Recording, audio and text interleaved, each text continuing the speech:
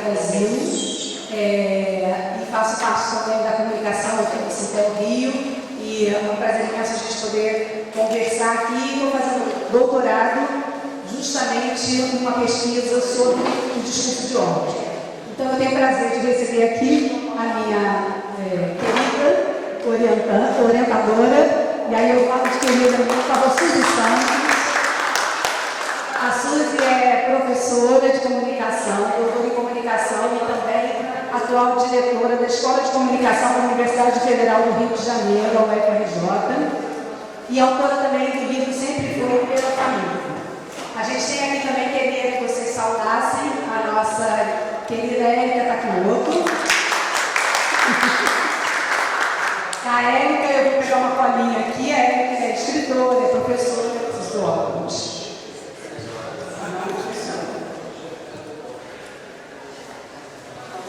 A Érica é também doutora em filosofia pela UERJ, é coordenadora física do Cefet, ela é autora do livro Como Dialogar com o Negacionista, e a Érica também está agora candidata a deputada estadual no Rio de Janeiro. Vocês podem bater palma de novo?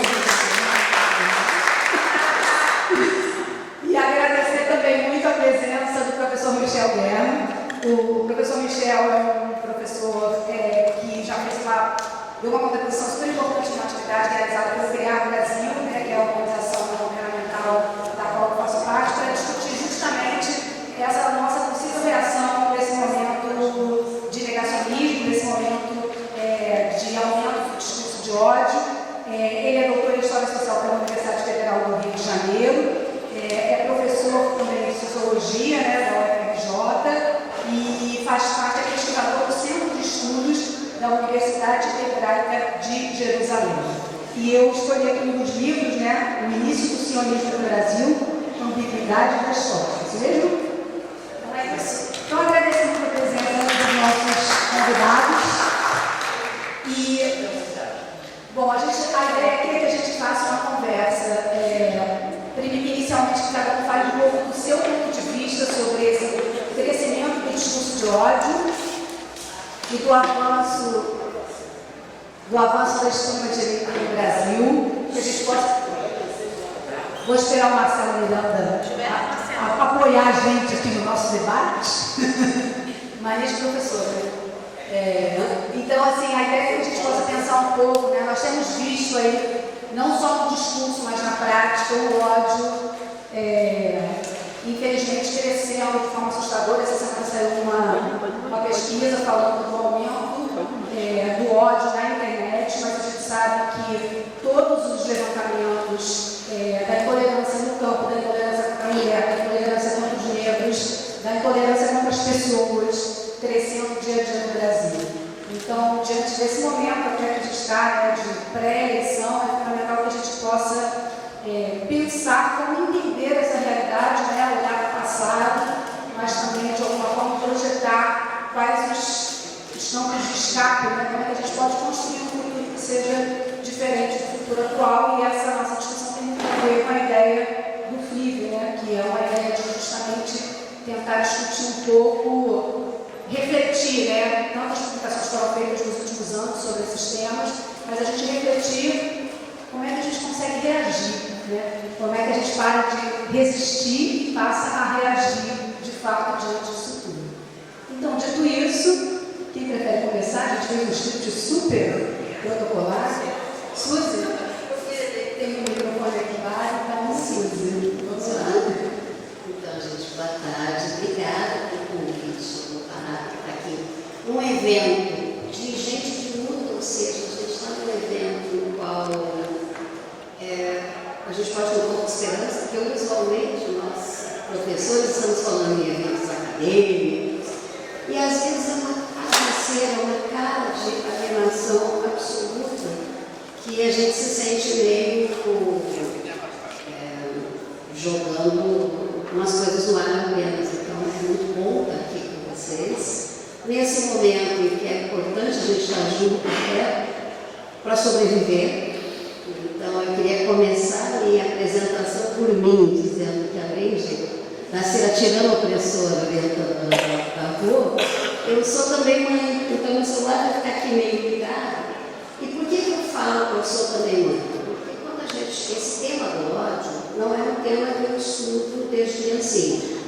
comecei no mundo acadêmico estudando dom de meios. Uma tradição bem clássica de quem se formou em comunicação nos anos 80, 90, que estava se formando nos anos 80 e 90, e tinha aquelas discussões de indústria cultural, a Globo como dominante, oligopólico, e fui indo, por muito tempo, trabalhei com o professor Sérgio Taparelli, trabalhei muito próxima do Fórum pela Democratização da Comunicação, pensando em regulação e democratização da comunicação, que é uma pauta que nos é muito cara, né, Rui? E aos poucos eu fui vendo que, além das dificuldades da luta material para a democratização da comunicação, dificuldades muito claras. Primeiro, os donos.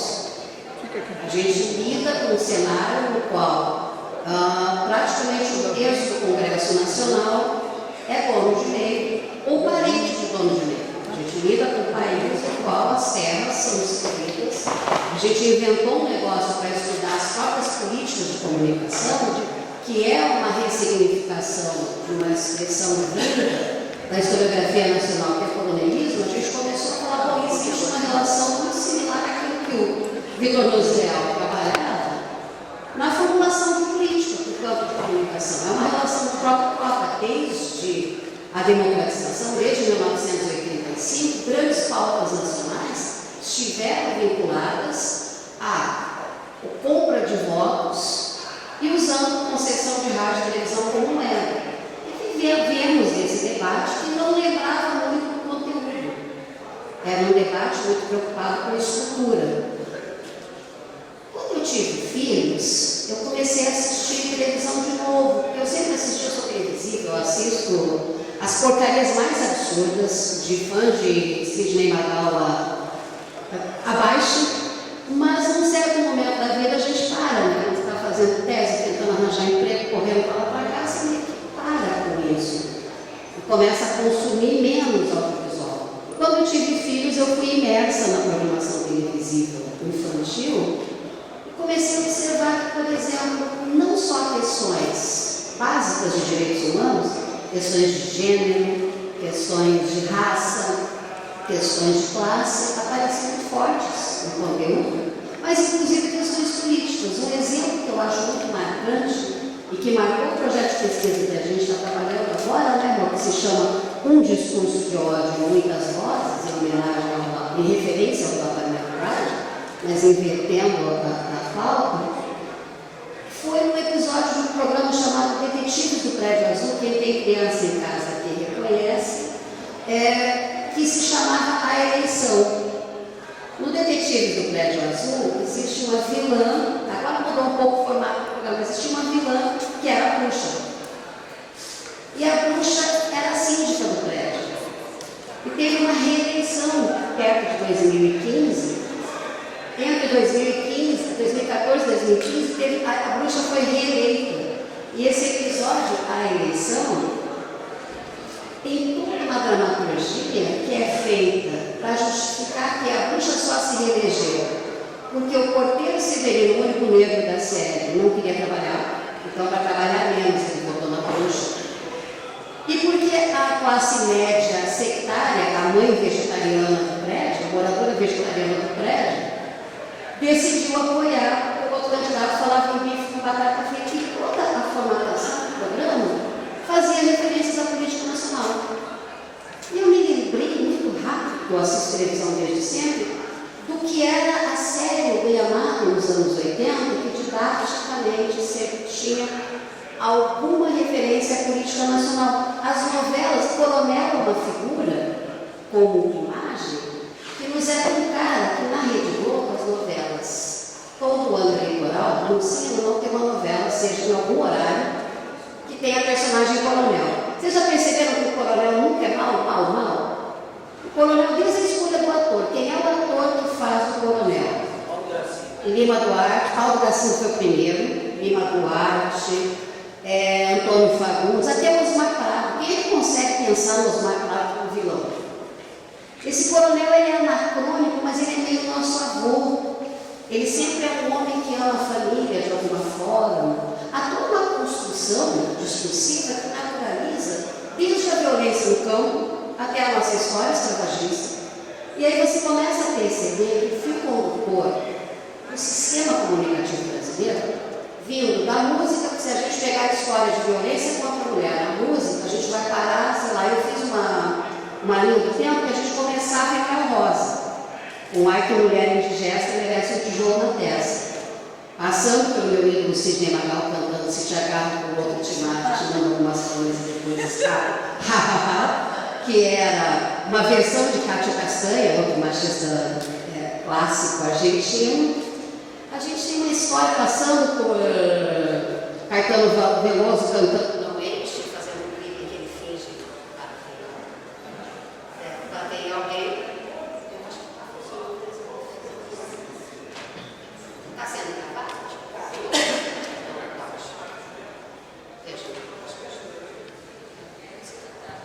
Os dois eu acho que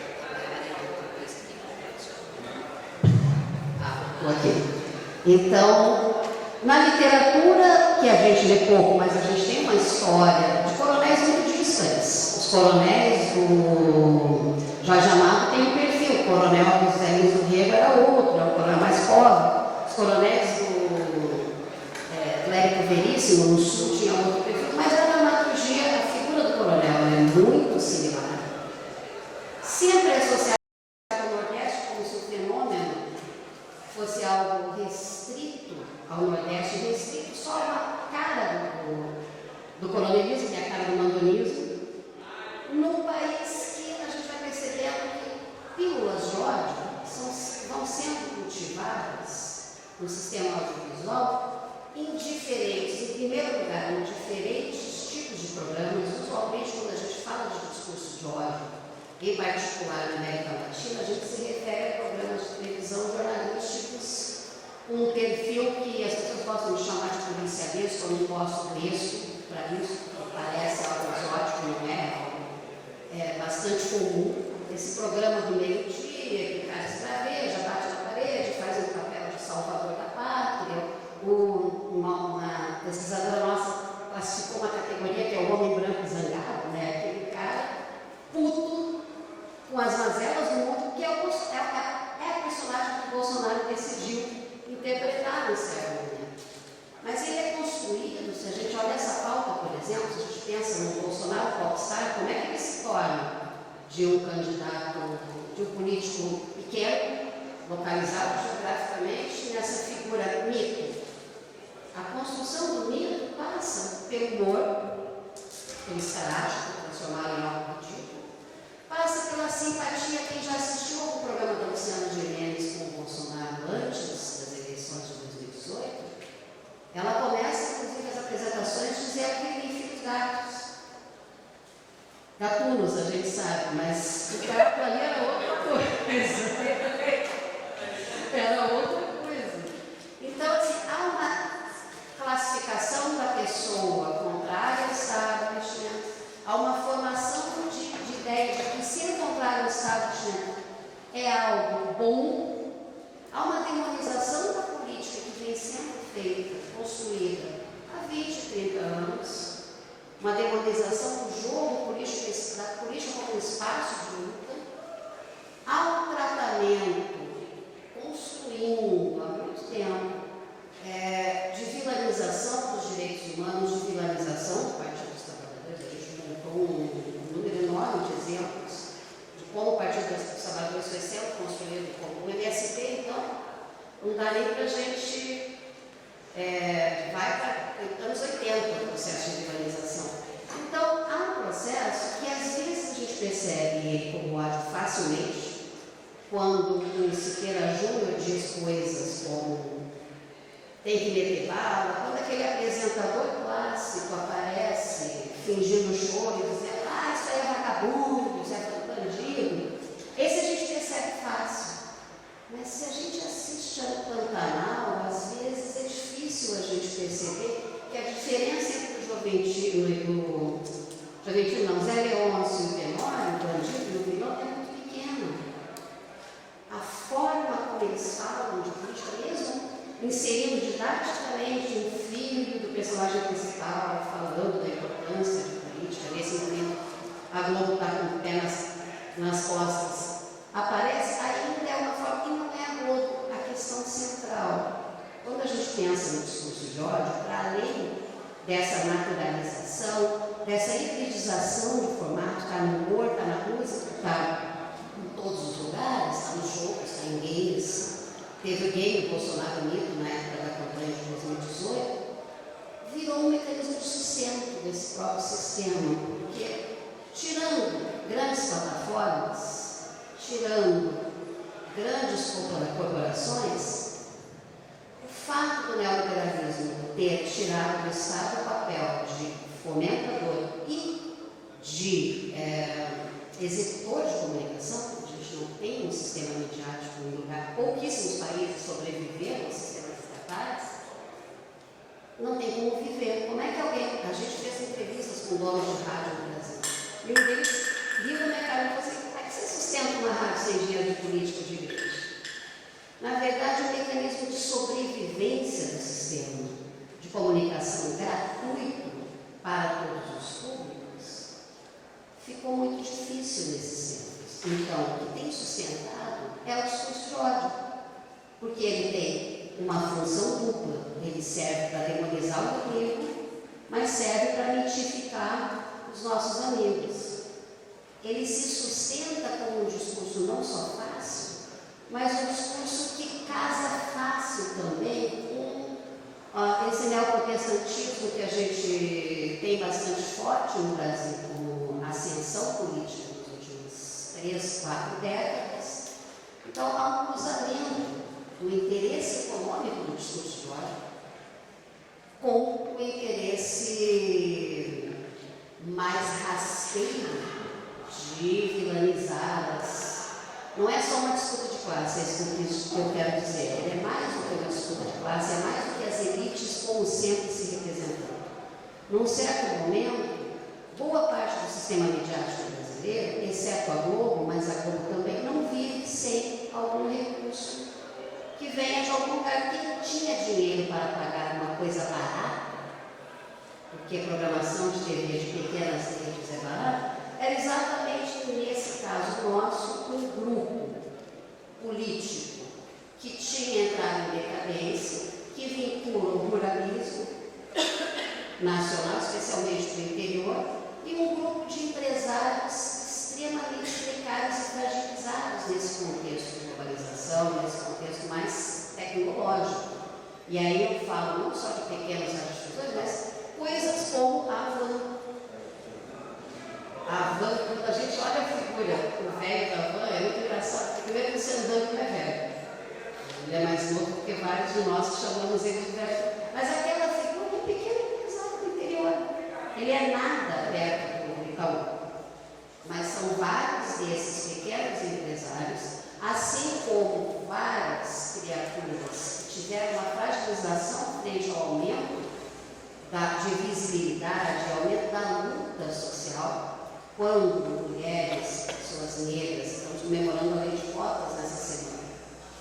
A universidade se tornou um espaço viável para pessoas que nunca estiveram nela, mas também ela se tornou inviável para pessoas que entravam com alguma facilidade, porque não passa mais. Aquele filho do pequeno, sei lá, eu sou uma filha de pasteleira, eu sou exatamente essa pessoa que talvez hoje não entrasse. A filha da pasteleira do interior, que a família inteira fazia uma vaquinha e mandava para a cidade grande fazer vestibular. Esse menino não passa hoje. E aí ele culpa as cotas, ele não culpa o fato de que ele não tem um estudo decente, que ele estudou ou sei lá o quê. Então há toda uma conjectura que não é nacional. Impressiona o fato do discurso de ódio ter se ampliado em lugares que a gente não imaginava, e aí eu acho que a gente vai ter um debate muito mais claro a partir de agora sobre isso, mas a verdade é que na comunicação isso tem casado em quase todos os lugares. De Trump, que é um apresentador e um comunicador, a Zelensky, que é um ator que se fez com base na televisão, o Avanço fez na televisão.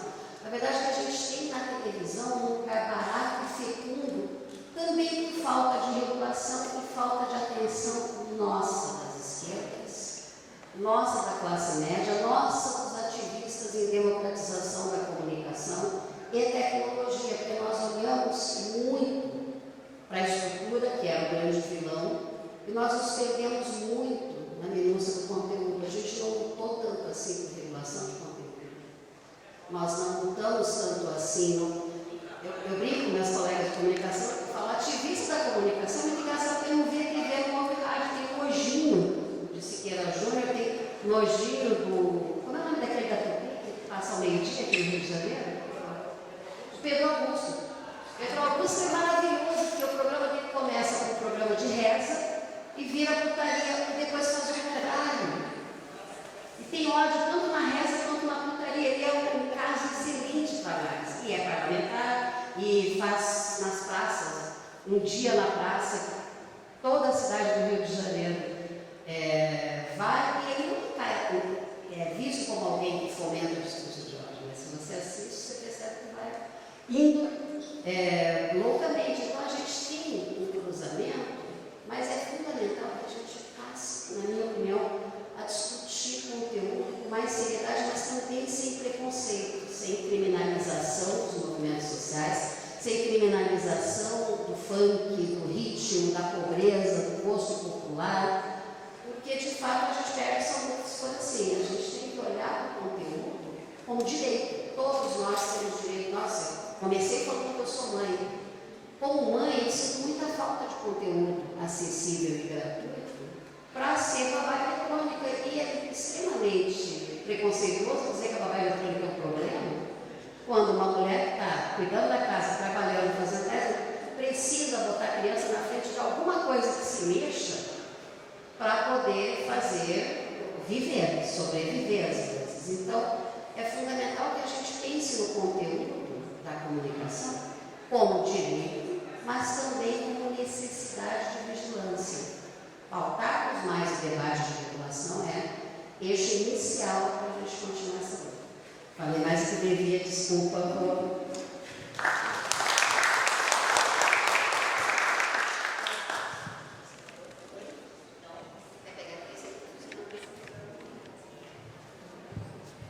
Não, Suzy trouxe para a gente questões muito importantes. Eu não sei se vocês assistiram ao debate, né? Mas no intervalo do debate, vocês repararam a propaganda da Van? Uma propaganda todo mundo de verde e amarelo, cantando. Então, assim, essas conexões, né, comerciais e políticas, a articulação do Zap pelo golpe, tudo que a gente tem visto aí ultimamente, que está tão conectado, e uma questão que elas chamam muita atenção, que é essa questão da sutileza do ódio. Porque, realmente, a gente acaba se batendo mais com aquele ódio gritante, né? Aquela coisa que te revolta, mas esse ódio a conta-gotas, muitas vezes a gente vai consumindo, se contaminando, sem se dar conta. Então, acho que são questões bem interessantes de debate, que a gente vai abrir depois também para vocês falarem. Érica, professor Michel. Bom, boa tarde a todas, boa tarde a todos. Agradeço o convite, é um prazer voltar a essa casa que eu aqui há muito tempo, desde a minha militância secundarista. E é um prazer estar aqui conversando com vocês. Então, e com as colegas de mesa, então acho que é importante a gente bater essa bola, né? Tem um livro da Judith Butler que se chama Discurso de ódio em português, não é? O subtítulo é A História das Políticas de Performance, se não me engano. O nome desse livro em inglês me parece mais revelador. Exciting Ideas, ideias excitantes. E eu queria começar minha fala dizendo que o discurso de ódio excita. Excita, não no sentido só inglês da palavra, exciting, no sentido brasileiro da palavra, dá desejo. Tem um outro autor chamado Micah Goodman, que escreve que o lugar onde a gente está hoje é um lugar onde nós, em algum sentido, reproduzimos o que os outros pensam e nos vemos representados nos que os os outros pensam. Ou seja, estamos em câmaras de repetição das nossas perspectivas. Ficamos excitados com o que nós somos, o que nós vemos e somente vemos em redes sociais, etc. Essa perspectiva de nós mesmos como espelho dos outros. E o ódio que excita, que dá desejo, é percebido no outro. Não é casual que o fulano começa rezando e tem ódio. Não é casual que isso vira logo sexualidade e volta a reza. A gente está falando do ódio como elemento de desejo, como elemento de excitação coletiva. Odiar nos faz sentir vivos. Essa é a primeira questão. Butler e Goodman nos ajudam a entender essa câmara de ressonância na qual a gente está preso. Mas eu queria colocar um outro ponto. Eu sou historiador e comecei a carreira estudando nazismo e holocausto. É esse o meu lugar de pesquisa. Em 2012, nós tivemos, pela primeira vez na história desse país, um político citando um programa de televisão, do CQC, um trecho inteiro, de um livro negacionista, do David Irving. E ele dizia, seguindo uma resposta que não tinha conexão, uma pergunta que não tinha conexão com a resposta que ele deu, ele dizia que o Holocausto foi, na verdade, produzido por falta de cuidado às vítimas do Holocausto, e não por intenção de morte. Tal qual, esse político disse, se faz com o SUS. O SUS não cuida de ninguém, e aí, essa tese dele, desse político, foi basicamente o SUS é igual ao Holocausto. O nome disso é negacionismo do Holocausto. Não tenho dúvidas. Você está diminuindo o Holocausto, transformando o Holocausto em alguma coisa pouco terrível e comparando o Holocausto com alguma coisa que está no nosso cotidiano. Ora, se nós vivemos tendo que nos atender pelo SUS, o SUS é tão ruim quanto o Holocausto não é tão ruim assim. É isso que é negacionismo. O negacionismo se produz, não é, Érica, a partir de uma perspectiva de relativização do sofrimento do outro e de uma assunção do absoluto do meu sofrimento. Eu sofro muito, você não sofre nada, então vamos relativizar essas duas questões? O nome desse político era Jair Messias Bolsonaro. A pergunta é: como é que o cara que fala em 2012, há 10 anos, portanto, é eleito 6 anos depois do presidente da República? Agora, vejam bem, a gente podia dizer, olha, Michel, quem é que sabe o que ele deve escrever? Ninguém sabe, você percebeu e tal. Inclusive, falei com o Noblat, que era do CQC na época, falei com o pessoal do CQC, eles não levaram muito a sério. Alguns meses depois, por conta de uma outra, ou seja, alguém que citou um trecho que um negacionista do Holocausto volta a ser entrevistado no mesmo ano. É uma entrevista em que ele discute com a Preta Gil, faz um comentário absolutamente racista, e aí ele começa a ser acusado de racista e ameaçado de punição, inclusive no parlamento. E há uma manifestação no vão central do MASP, na Avenida Paulista. Quem organiza essa manifestação são grupos de extrema-direita, dentre eles os carecas do ABC e grupos neonazistas. Tá? Eu estive na manifestação, não participando, como pesquisador, e vi as bandeiras lá, não havia dúvida alguma, estávamos falando de neonazismo. Se vocês quiserem ver as fotografias, há inclusive suásticas e outros símbolos. A pergunta é: como essa pessoa vira a referência da direita brasileira e se elege presidente da República com o apoio dessa direita brasileira? Como é que esse monstro que cita um negacionista e tem uma manifestação de apoio organizada por neonazistas, que Depois, Adriana Dias, antropóloga da Unicamp, acaba localizando uma carta de agradecimento de Bolsonaro a esses manifestantes. Ou seja, as referências nazistas de Bolsonaro estão absolutamente claras. Não sou eu que estou dizendo, é ele que está dizendo. O tempo todo. Como é que um cara com um pé tão poderoso, não em qualquer fascismo, eu dizia aqui com a Érica, antes da gente começar a falar, mas no nazismo, simbolicamente, esteticamente, dramaticamente, Bolsonaro é nazista, como é que esse cara é eleito presidente da República e conta hoje com 36% nas melhores pesquisas para ele, das intenções de voto? E a minha hipótese, eu queria escutar de vocês depois, que na verdade eu queria produzir aqui uma conversa com os colegas e com vocês.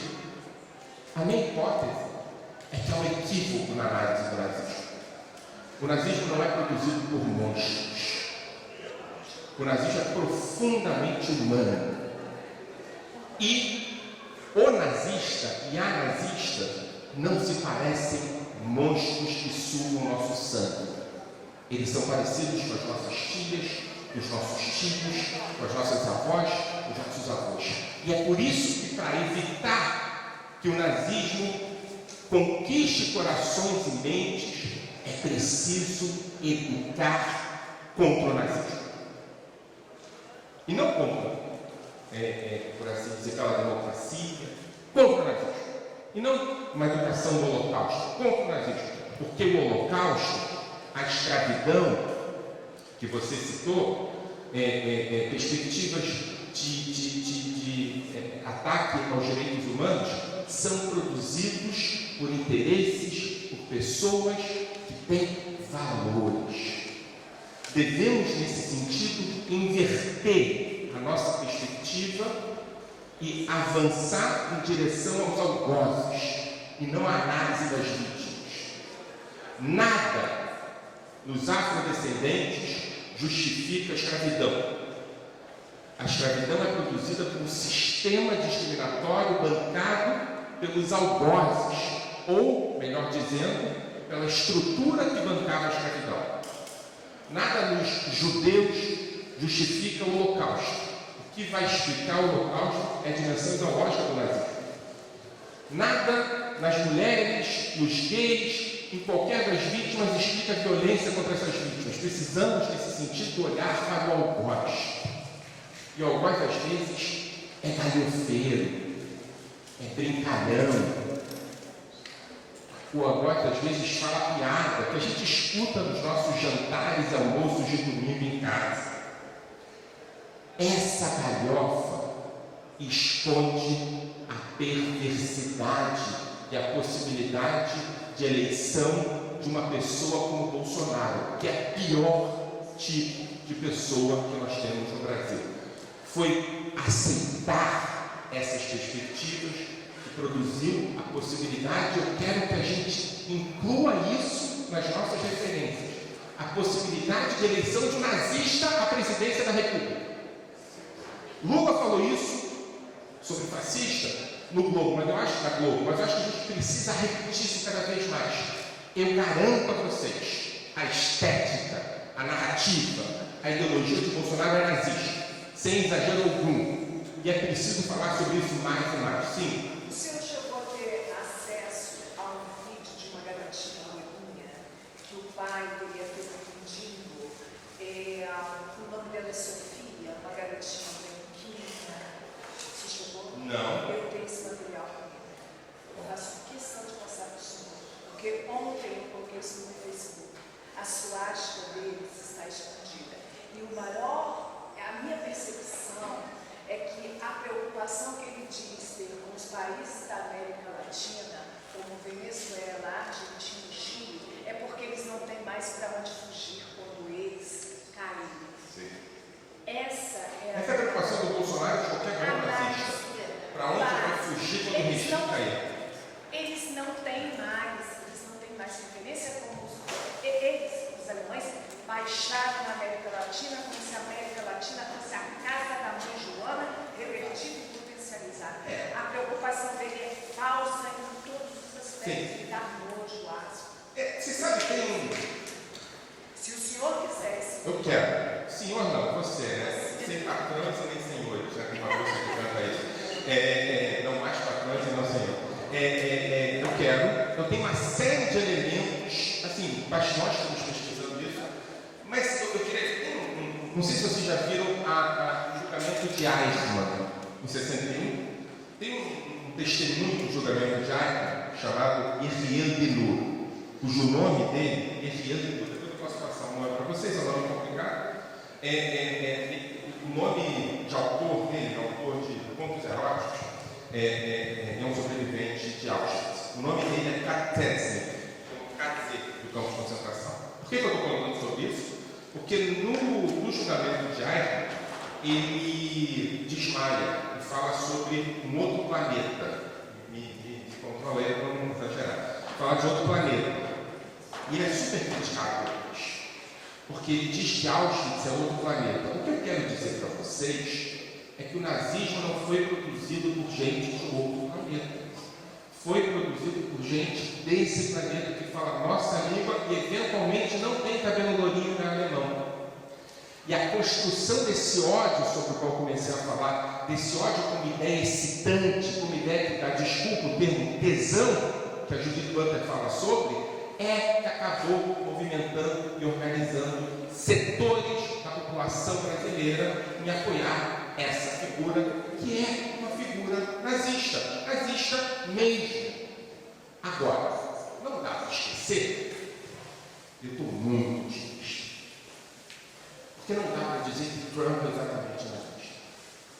Não dá para dizer que Zelensky é exatamente nazista. Não dá para entender, não dá para dizer que aquele presidente Duterte das Filipinas é nazista. Mas já para dizer que Bolsonaro é nazista.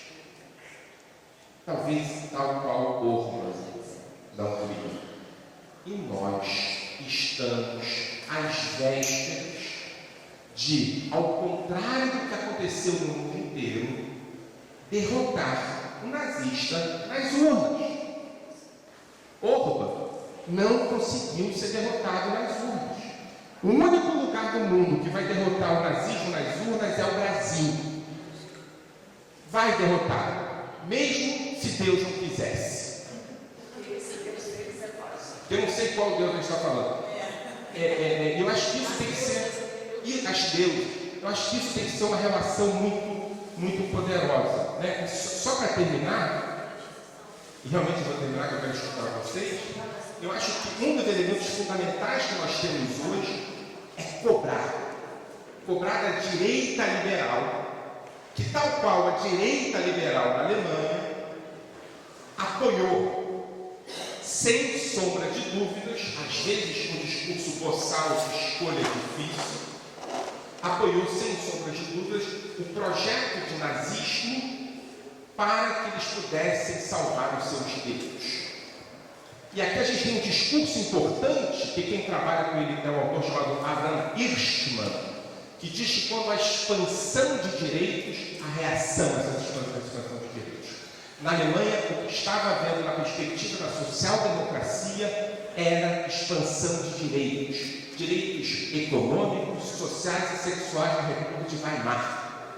E o nazismo foi uma reação a essa expansão de direitos. O que aconteceu no Brasil foi a mesma coisa. O governo do PT, o que produziu foi relativamente e de maneira muito cuidadosa expandir direitos para os excluídos. E a reação à expansão dos direitos, a reação à possibilidade das empregadas domésticas, como o ministro da Economia disse, viajar para a Disneylândia, a reação das pessoas poderem ter carteira assinada, isso é fundamental, não é? A gente viu no último debate, as pessoas poderem frequentar o lugar. Essa reação foi Bolsonaro. A diferença fundamental entre a Alemanha nazista e a eleição de Bolsonaro é que antes da Alemanha nazista não houve Alemanha nazista. E antes de Bolsonaro, houve Bolsonaro. Ou seja, houve o Hitler. Ou seja, a direita brasileira não teve cuidado de estudar a história. E essa direita dentro do qual fazem parte membros da comunidade histórica de vítimas do nazismo, apoiou Bolsonaro. Nós vamos derrotar o nazismo nas urnas, mas não podemos nos esquecer que é preciso reconhecer que essa direita pode apostar no cavalo do Hitler para poder derrubar os direitos conquistados. Bolsonaro sai, mas a ameaça do nazismo vai continuar no horizonte. E a direita brasileira é capaz de apostar nela. Nesse sentido, eu convido todos nós a pensarmos no dia seguinte como evitar que outros nazistas peguem carona nessa história cuja escravidão, o racismo e a violência possibilitam relativizar outras violências. É isso. Obrigado, gente.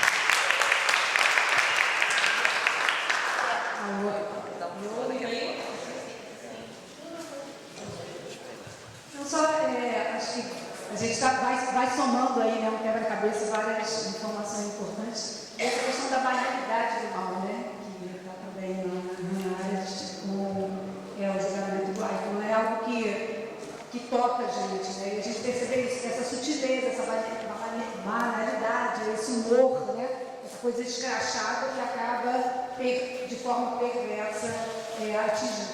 E essa questão que você trouxe para a gente dos empresários, eu li esse livro agora há pouco tempo, que eu estava conversando, e falou como os empresários, né, na época do nazismo, se aproveitaram do nazismo, inclusive instalando suas fábricas ao lado dos campos de concentração para poder explorar aquela mão de obra. Então, assim, a gente vê que, na verdade, está tudo muito conectado com a realidade, infelizmente parece que a gente aprendeu muito pouco, né, com a história, né, com tudo que a história tem para nos ensinar.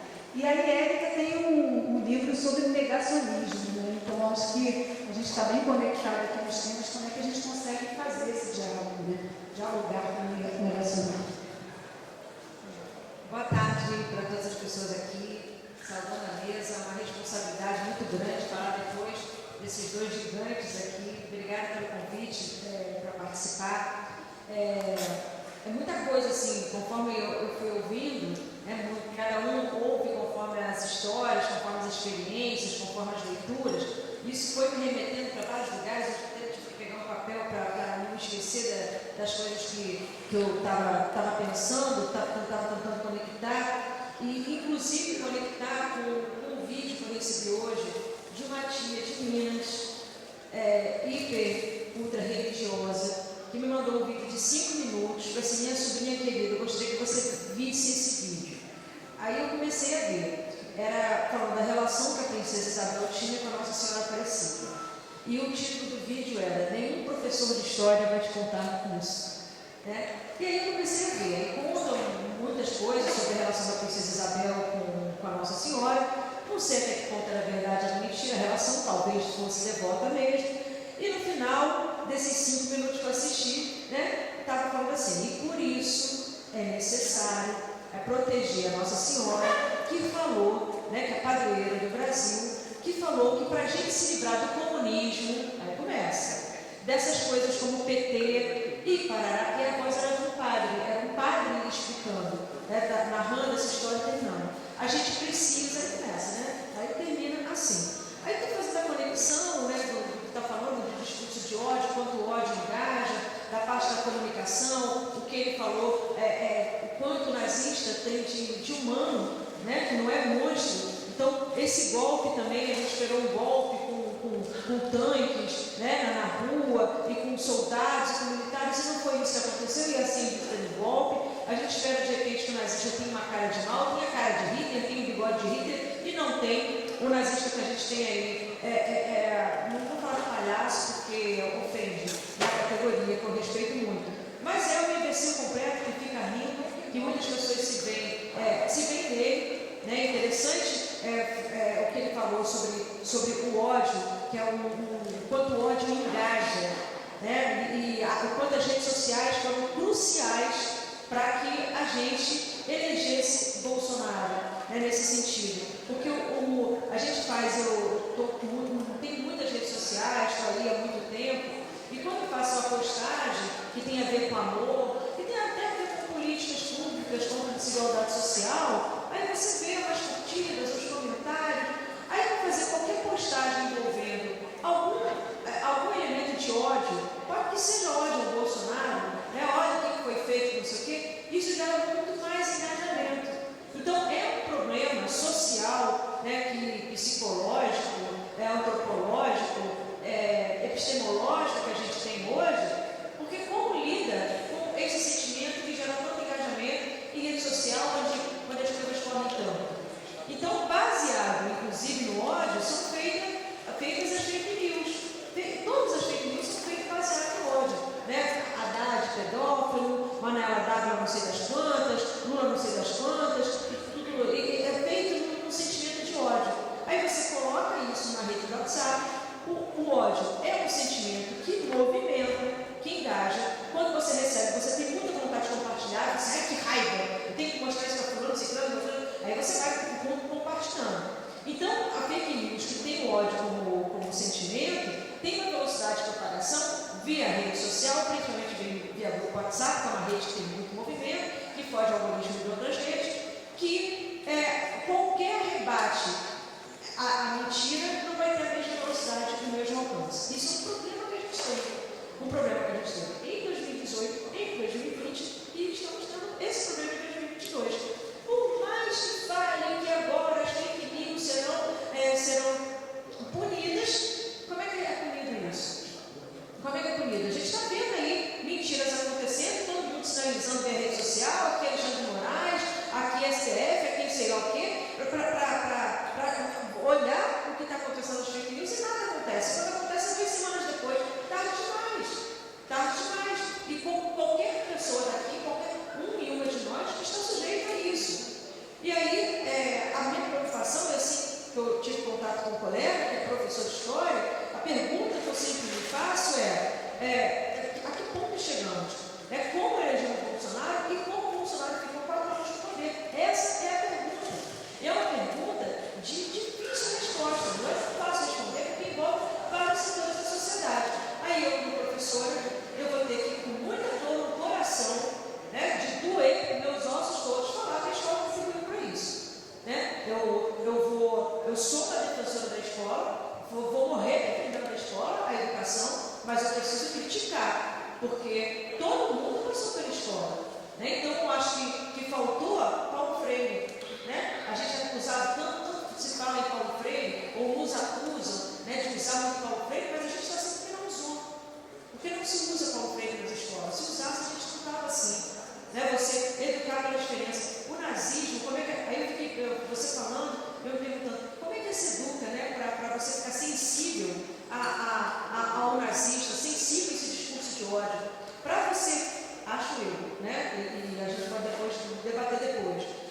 Para você rebater o nazista, eu acho que tem como a gente dialogar com todo mundo, tá? Tem como a gente mudar a mente de todo mundo, mas a gente precisa de um choque, um choque de realidade. Então, por exemplo, quando o Bolsonaro fala, eu não vejo essa fome, não tem gente pedindo pão na padaria, pega a mão desse cara, que pode estar incorporado no Bolsonaro, pega a mão e leva para a realidade, sabe? Quando tem gente que fala, não existe isso, não existe aquilo, pega a mão e leva para os lugares. É uma terapia, é uma didática de choque mesmo. E isso as escolas precisam ter. As escolas precisam fazer visitas técnicas em comunidades, em outros lugares, para ver o que está acontecendo, para ter contato com outras realidades. Porque os livros, inclusive, eu tenho 49 anos. Eu aprendi na escola, lá na década lá de 80, que os índios o termo era índio, que os índios só não foram escravizados porque eram preguiçosos. E isso estava escrito nos livros de história e tem uma prova minha que eu tive que responder isso. Então, é um local onde há muita propagação de preconceito, de racismo e inclusive de intolerância religiosa. Pela forma que a coisa é feita dentro das escolas.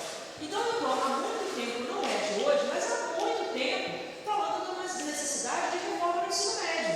É onde eu atuo, onde eu trabalho. Obviamente, eu sou contra essa reforma que veio, que inclusive eu fiz parte dela, não fui nem consultada, nenhum professor e professora que eu conheço foi consultado para fazer essa reforma. Mas a necessidade de fazer uma reforma era pelo método que a coisa é feita.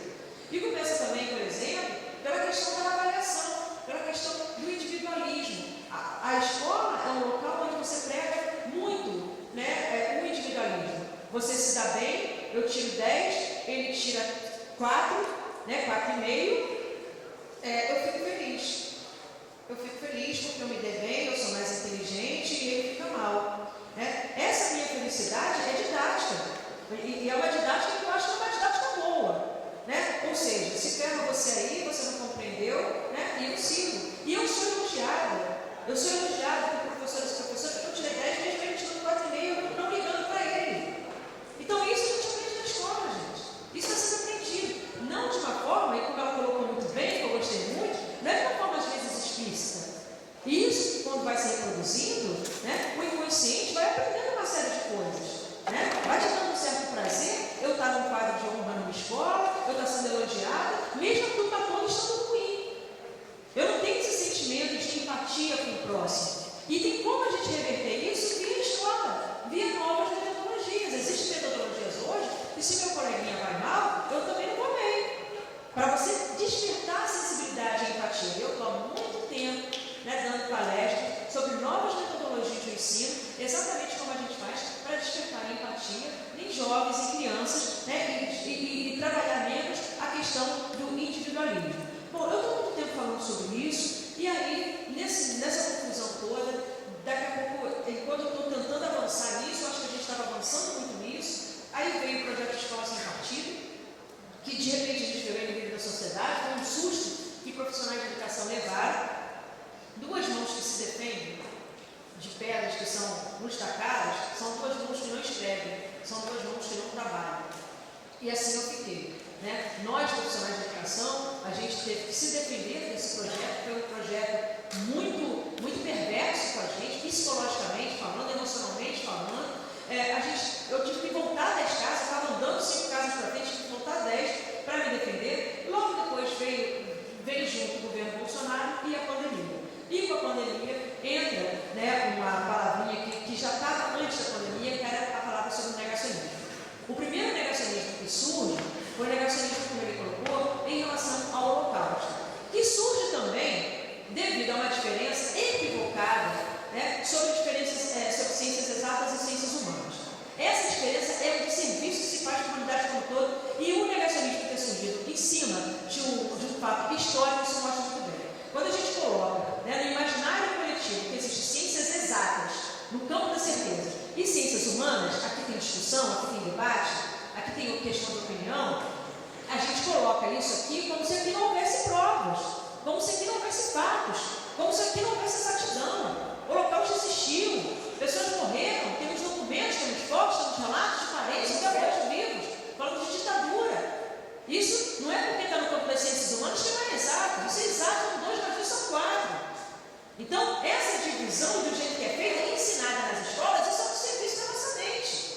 Isso contribui muito. São fatores, a gente está colocando aqui, ela trouxe vários elementos, várias variáveis para essa equação, ele trouxe outras variáveis para essa equação, estão trazendo outras. E não serão o suficiente para a gente dar conta da complexidade que é a nossa realidade. Porque a nossa realidade está muito complexa para a gente resolver esse problema do nazismo. Recuperar, né, o nosso governo, pelas urnas, eu acho que isso a gente consegue. Mas a questão que fica é, como é que esse homem foi chocado durante tanto tempo? E as escolas e a sociedade não conseguiram frear. Aonde que erramos? Essa pergunta a gente tem que fazer e se refazer, mesmo com Lula eleitos, para que isso não volte nunca mais. E aí entra o ponto do negacionismo, né, onde eu falo no meu livro, como dialogar com o negacionista. A gente tem o negacionismo nosso do dia a dia, né, que todos nós, em certa medida, somos negacionistas quando o assunto nos interessa ou nos desinteressa. Eu falo muito da pauta ambiental, né, a pauta ambiental é uma pauta onde tem mais negacionistas, por mais que a gente fale que a casa está incendiando, está todo mundo vivendo como se a casa não estivesse pegando fogo, como se não tivesse responsabilidade nenhuma com isso. Amanhã meus netos resolvem, meus bisnetos resolvem, meus filhos resolvem, só que o futuro é hoje. E a gente está com uma questão séria, uma questão séria mental, que tem que estar em todas as escolas, em todos os debates, em todos os bares, praias, em universidades, centros de pesquisa. Esse assunto de pauta ambiental é a prioridade, porque a gente não sobrevive numa casa que está incendiando, a gente precisa apagar esse fogo urgentemente. Mas, então tem o negacionismo nosso do dia a dia e tem o negacionismo organizado. Esse negacionismo organizado é um negacionismo que se reproduz na história de várias formas diferentes. Né? mas elementos diferentes, mas o modelo é o mesmo, que é assim. Você tem, às vezes, um produto, né, porque a questão toda que esse sistema capitalista modificou a forma como as verdades são evocadas na nossa sociedade. A princípio, ciência é algo que flerta muito com verdade. É uma palavra que flerta com a verdade. Não que a gente consiga alcançá-la, mas a gente tem como objetivo ficar próximo da verdade. Né? Então, a questão aí eu estava falando, a forma como essas verdades são evocadas são modificadas. Então a questão é a seguinte: tem algum produto que está sendo vendido e alguém está lucrando muito com isso, alguma indústria. Eu vou dar um exemplo, o primeiro relato foi com a indústria do tabaco. Então todo mundo fumando, todo mundo, e uma indústria lucrando muito com isso. Aí daqui a pouco aparecem cientistas que começam a fazer a relação entre câncer de pulmão e o uso do cigarro. Aí eles fazem essa pesquisa, veem que tem uma relação e publicam. Aí é publicado. Ora pois, né, vamos supor, todos vocês aqui fumam. Então, mas todo mundo adora fumar, porque deve ser algo prazerosíssimo. Mas ninguém vai morrer de câncer. Então, quando é publicada uma notícia dessa, se você fuma, você pode morrer de câncer, você fica, cara, vou tentar parar, eu não quero morrer. Né? Aí você tenta parar. Quando você tenta parar, tem alguém que está perdendo muito dinheiro com isso. Esse alguém vai se manifestar de alguma forma. E aí, o que ela falou, né, eu achei muito interessante essa parte da comunicação. Né? E como isso foi feito, como isso foi feito agora na pandemia. Né? Como isso é feito. Aí, isso aqui está publicado. Essa matéria aqui foi publicada pelos cientistas, a comunidade científica aceitou, né? Todo mundo aqui está concordando com isso. Aí vem essa indústria aqui, contrata cientistas. Né? Pode ser, por exemplo, Érica Takimoto. Né? Não como eu venderia isso, mas um exemplo. Aí contrata uma pessoa que trabalha com ciência para ir num canal de televisão, num programa de auditório, né? Ou numa rádio, para eu falar a favor da indústria. Aí eu vou falar assim, que na descrição do meu nome vai aparecer Érica Takimoto, professora de física do CEPET, cientista, não sei o quê, vai aparecer isso aqui. Aí o grande público está vendo o quê? Uma cientista está lá. Aí eu vou lá, estou sendo paga para isso, aí eu vou falar assim, sabe aquela matéria que fala que o tabaco causa câncer? Então, eu concordei com a metodologia. E a partir daí eu posso falar o que eu quiser. Aí, a galera que fuma está vendo o quê? É a famosa falsa simetria. Né? Está vendo uma cientista na televisão falando que não concorda com a metodologia, começa a falar uma pena de coisa que não está no campo de estudo da grande maioria, da alcance. Então, aí vem uma questão de opinião, a hidroxicloroquina, né? Como foi feito. Você viu que tinha médicos, a Confederação da Federal de Medicina estava a favor do uso da hidroxicloroquina, da ivermectina para a cura da Covid-19, e aí você vê uma falsa simetria. Você vê médico falando que sim, médico falando que não, mas o público não compreende que os médicos estão falando que a hidroxicloroquina não cura a Covid-19. Essa comunidade aqui é uma comunidade muito maior do que essa aqui. Aí a famosa falsa simetria. E aí vira uma questão de opinião. Agora, e finalizando, como se resolve tudo isso? Como é que a gente rebate tudo isso? Eu acho que tudo que pode ser feito, sinceramente, do nosso lado aqui, nós, militantes, cidadãos e cidadãs que estão presentes aqui hoje, a gente está fazendo. Só que isso não é o suficiente para a gente rebater tudo isso, sobre esse negacionismo organizado, tudo. A gente precisa eleger pessoas que não sejam negacionistas. Isso é muito importante. A fala do presidente da República a favor, né, contra a ciência, isso foi muito fatal para a ciência como um todo, para a soberania do país. Um país sem ciência, sem educação, é um país que tem um futuro comprometido. Então a gente precisa pensar nisso. A mídia, o fato dela citar novelas aqui, eu achei interessantíssimo. Ela vem com uma comunicação que vai assim muito de leve, com símbolos, né, simbologia. Isso é importantíssimo. Você vê o quanto é importante a novela, canais onde você tenha entretenimento, Netflix, filme. Tudo isso a gente tem que estar atento, tem que estar conectado com esse engajamento da gente reverter o nazismo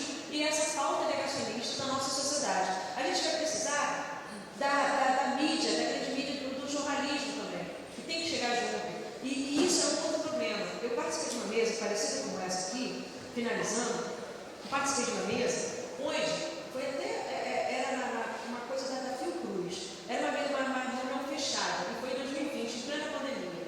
Aí tinha uma bióloga, tinha eu, e tinha um colunista do jornal O Povo. Né? E aí ela falou, eu falei, ele falou, aí daqui a pouco abre para o público as perguntas. E aí a primeira pergunta foi para o jornalista.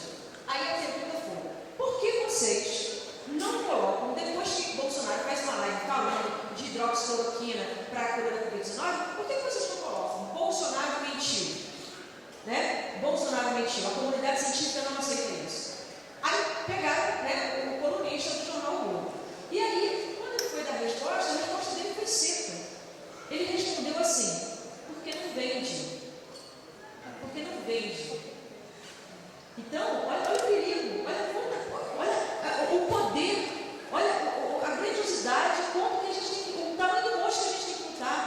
É contra isso. Isso é muito poderoso. Então, quando essa grande mídia não chegar junto, a gente, nosso trabalho aqui vai ter que ser de fato muito maior. E eu estou um pouco preocupada. A gente está nas ruas, eu estou nas ruas todos os dias, você é um candidato que estou, né? Eu estou nas ruas todos os dias, completando, conversando. E eu estou preocupada, porque eu acho que tinha mais gente que está engajada nisso, sabe? E eu estou vendo pouca gente engajada, como se a gente não estivesse vivendo um governo nazista. E isso é muito preocupante, uma preocupação que eu vou levar durante o tempo, porque eu gostaria, inclusive, de conversar mais, né, com vocês sobre isso, como é que a gente rebate isso. Olha, mais uma vez, obrigada pela atenção, obrigada pela oportunidade de fala, e vamos fazer mais. Obrigada, Érica. Gente, não falta assunto aqui para a gente conversar, né? E principalmente nessa questão da disputa que a gente está tendo hoje na narrativa. E eu acho que essa cobrança da chamada grande imprensa, né, da mídia hegemônica, ela é importante, mas é importante também que a comunicação popular, né, a comunicação comunitária, a comunicação alternativa também pense isso, né? Eu sou integrante do CRIARESIM, que é uma organização governamental que propôs esse debate aqui ao Cintel Rio, foi acolhida essa proposta, a gente ficou muito feliz. A gente está agora desenvolvendo um projeto que justamente tenta discutir essa questão de como é que você contrapõe essa narrativa do ódio, como é que você se coloca, como é que você cria uma forma de comunicação. Se você falou de pegar a pessoa pelo braço e levar ela para ver, como é que, metaforicamente, você faz isso também, né? Como é que você consegue fazer uma linguagem que dialogue com essa pessoa tão humana quanto você, né? Tão semelhante e que é capaz de atos tão atrozes, né? E a gente está inspirado lá no projeto, a gente fez uma discussão sobre como ia caminhar, numa questão que a ONU tem falado muito, que é que palavras matam como balas.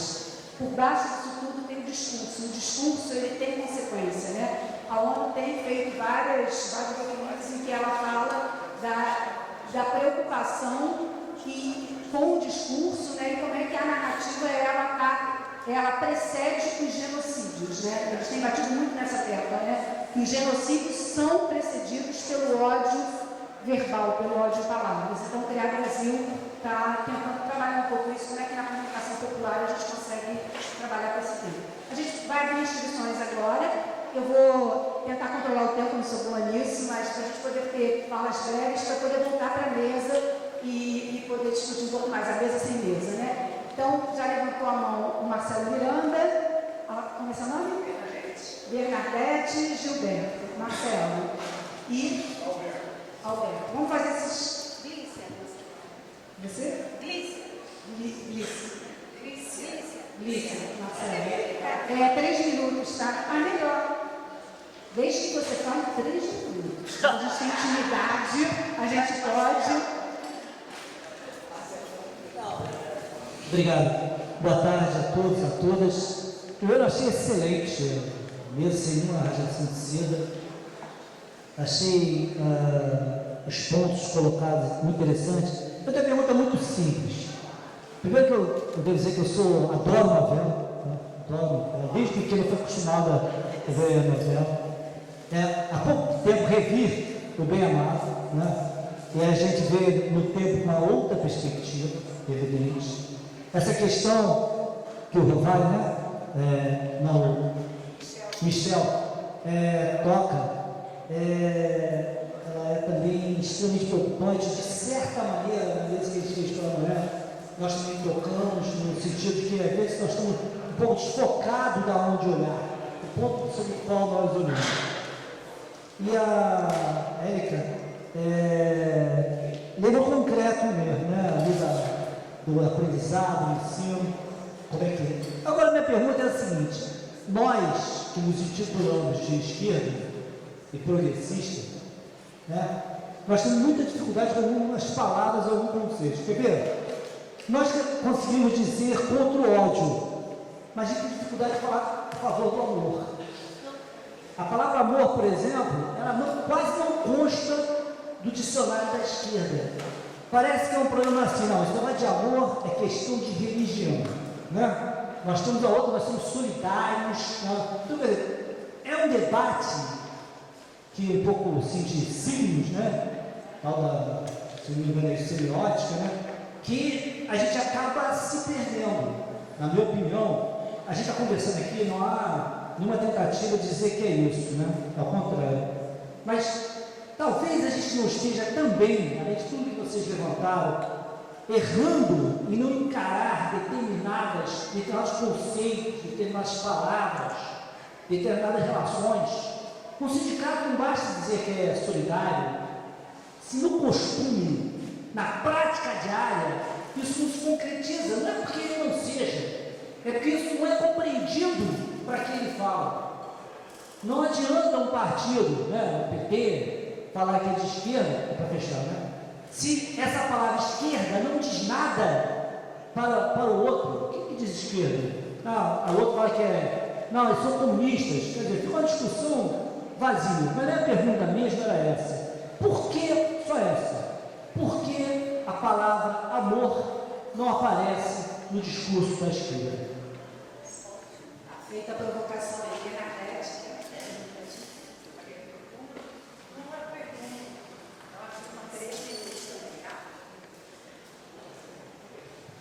Na verdade, eu não tenho uma pergunta, eu tenho uma afirmação.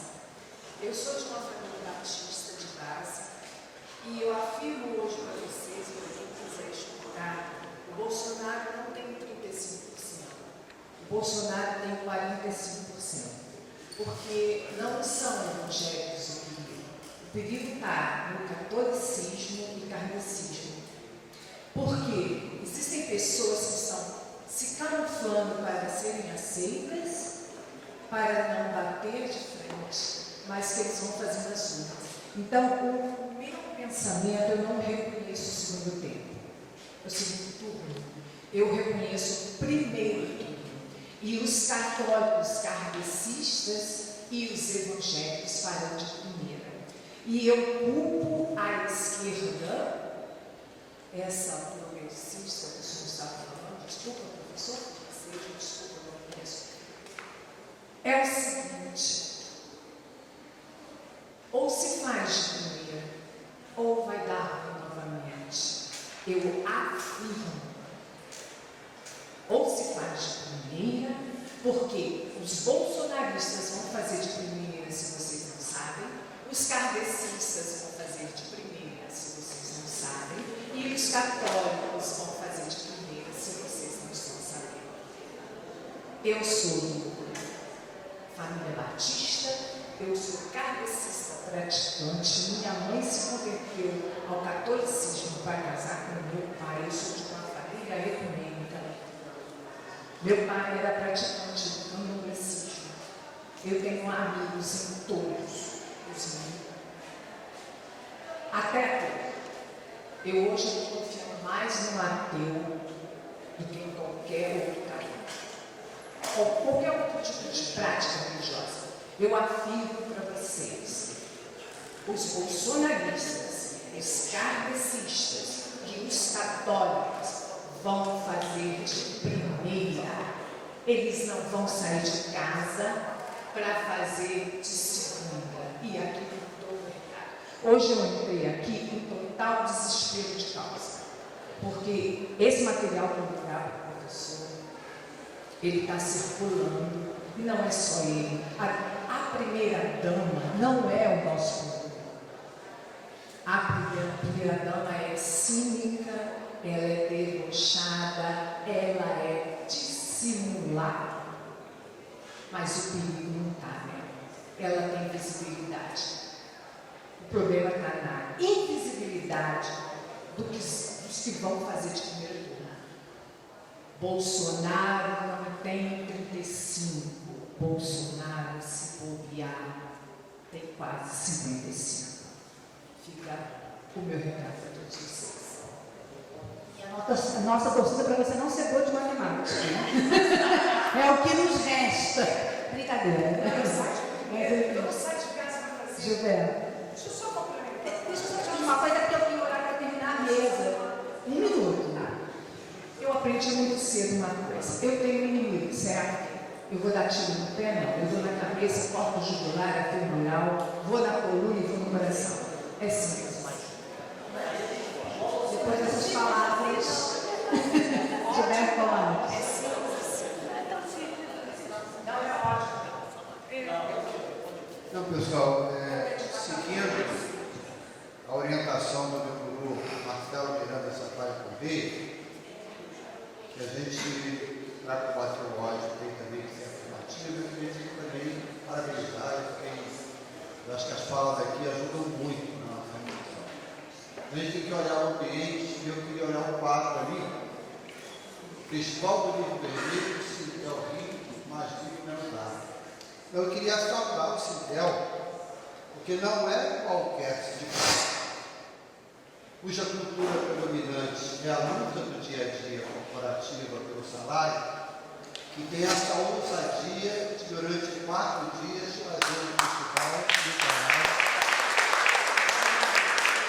E um festival literário do livro vermelho. Vermelho é algo de ódio da extrema-direita.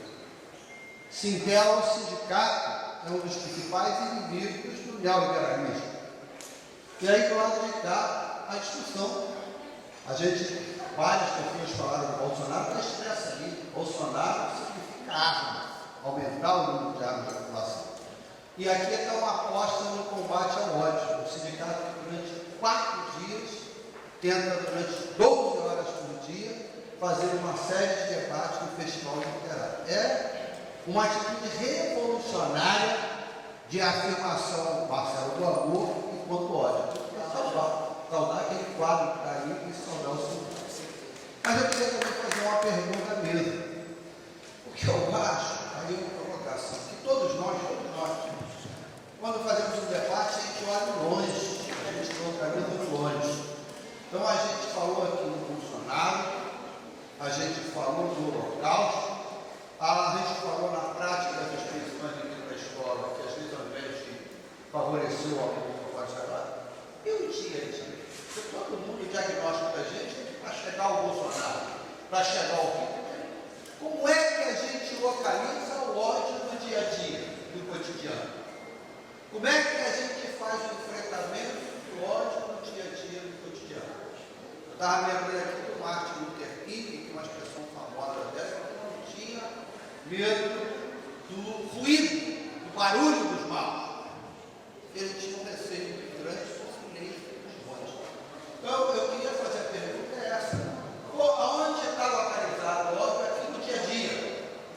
Na classe média que ri quando o Lula cita o Paulo Freire e diz que tem que juntar os divergentes para combater os antagônicos. Eu vi gente boa rir e rir pelo ódio do preconceito, pelo ódio e pelo receio que tem a classe média da seleção dos estudos práticos, de não admitir que uma figura com a origem do Lula possa citar Paulo Freire, possa falar em divergente, possa falar em antagônico. Outro receio quando você tem programas de governo que fazem a seleção de estudos práticos. Eu encerro, que a Rosana está finalizando o meu tempo, por exemplo, falou aqui em religião. Eu queria perguntar à mesa que tipo de prática no cotidiano a gente pode orientar, sejamos kardecistas, eu, por exemplo, tenho simpatia pelo kardecismo, sejamos católicos, sejamos evangélicos, budistas, judeus, por exemplo, para sermos solidários às religiões de matriz africana. Eu fui criado numa favela que tinha 4 centros de religiões, não tem nenhum. E não é porque não tem adepto de religião de matriz africana, é porque a violência não deixa.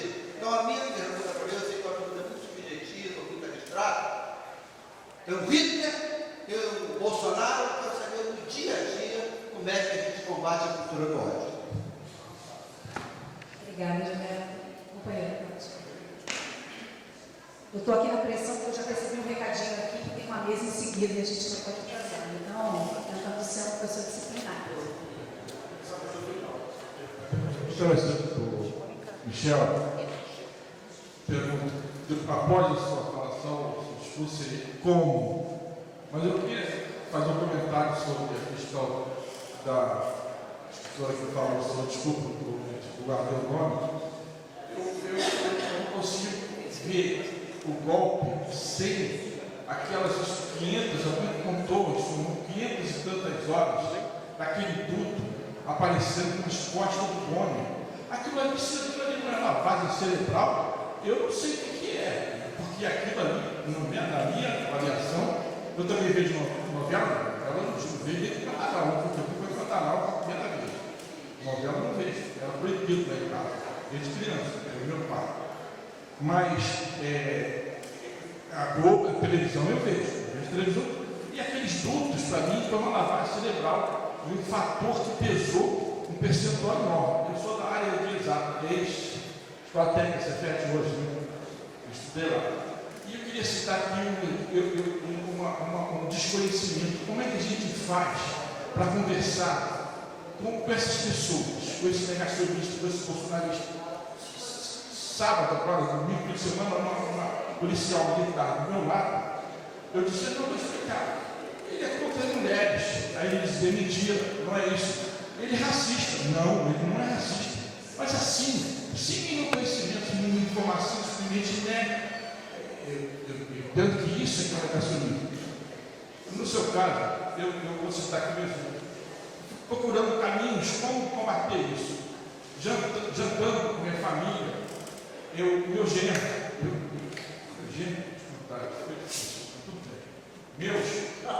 embora está difícil.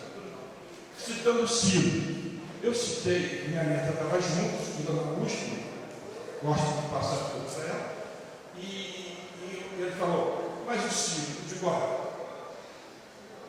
apoiar Ciro e Simone estão falando aí, e a outra lá, isso é ser bolsonarista. Por quê? Eu vim lá no combate à ditadura, fui perseguido. Naquela época não tinha muro. Quem fosse muro era a favor da ditadura, porque não tinha 3 lados, só tinham 2, tinha a favor da ditadura e contra. Quem não fosse contra a ditadura era a favor da tortura, era a favor da ditadura, era a favor do assassinato. Então eu disse, na minha família é isso, olha, quem não é Lula hoje é bolsonarista e é nazista. Aí expliquei para minha neta que é ser nazista, de uma certa forma, expliquei para ela e por que quem não era Lula, hoje, no Brasil, era nazista. Eu uso essa expressão. A mulher que está ali reclamando, e não gosta que eu use essa expressão, mas eu também uso essa expressão. Hoje, no Brasil, quem não é Lula é bolsonarista. Inclusive, os ciristas, a segunda Tabata, sei lá, ou seja, mas estou chamando ela de Tabata. Então a pergunta é essa. Como a gente vai fazer isso? Meus exemplos eu dei. Tem outros exemplos, tem outras maneiras da gente fazer isso. Eu sei isso. E parabéns. Para terminar, gente, só para avisar, acho que tem cartaz aí fora com QR Code para as redes sociais, né, do FLIV e também para cadastramento, quem quiser ficar cadastrado para futuros eventos literários e de esquerda. Boa tarde, meu nome é Patrícia. Eu queria agradecer muito a vocês. Desde ontem à noite que eu dormi pensando nessa mesa. Pensando e ecoando essa pergunta. Como lidar com o ódio, como combater o ódio? Aí eu quero fazer um agradecimento imensamente aos organizadores e a vocês que estão aqui refletindo com a gente. Porque eu estou aqui muito excitada. Estou muito excitada por uma paixão alegre, que é a paixão do conhecimento. E eu fiquei pensando nisso a noite inteira. Por favor, eu gosto muito da filosofia, então eu fui buscar os filósofos para me ajudar a pensar e estar pensando. E tem outros que eu gosto muito. Tem 2 que eu gosto muito, que é o Spinoza e o Nietzsche.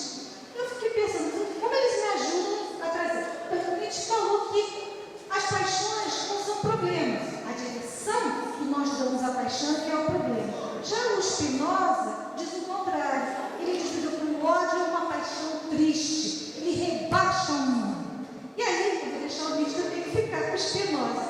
E aí eu quero agradecer, que eu acho que a gente já começou a apontar um caminho. Uma dessa paixão, que é a paixão pelo conhecimento. É para essa alegria em saber, essa alegria em conhecer e compartilhar. E aí eu queria contar uma angústia também com vocês. Né? Eu concordo inteiramente, a gente tem que humanizar o Bolsonaro, ele não é um monstro. Ele está presente do nosso lado, na nossa família, nos nossos vizinhos. Enquanto a gente o tratar como monstro, nós vamos tratar como exceção. E ele não é exceção. A gente precisa olhar. E aí se pergunta exatamente como deixamos isso acontecer. E aí eu me pergunto, eu combato não o inominável, eu quero que ele saia, porque a gente tem que tirar o nazismo do poder. Mas eu quero que ele saia o que ele representa. E aí o buraco é mais embaixo. E aí eu me ponto que eu quero colocar com vocês, que aí eu vou trazer a conversa para a gente da esquerda encerrando.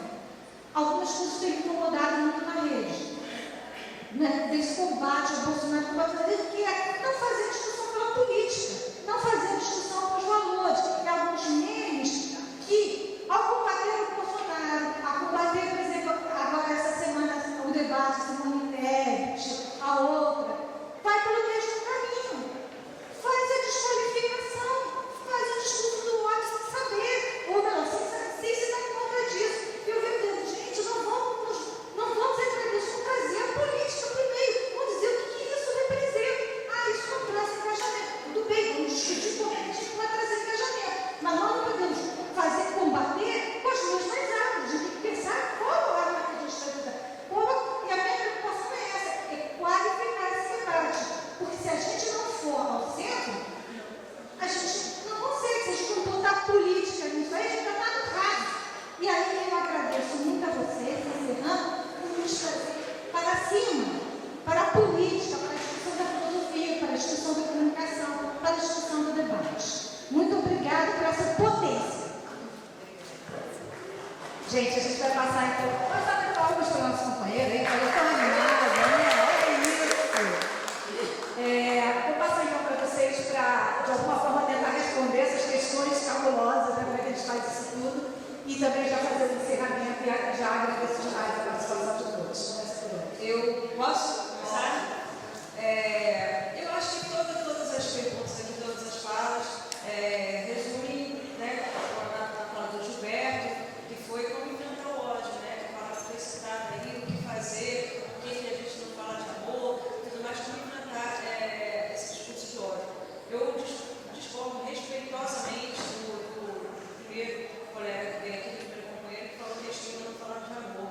O Lula ficou 580 dias preso, em nenhum momento ele falou que odeia ninguém, pelo contrário. O tema, né, o lema da campanha do Lula, o amor vencerá. Então é o que a gente está levando para as duas, lutar no peito literalmente.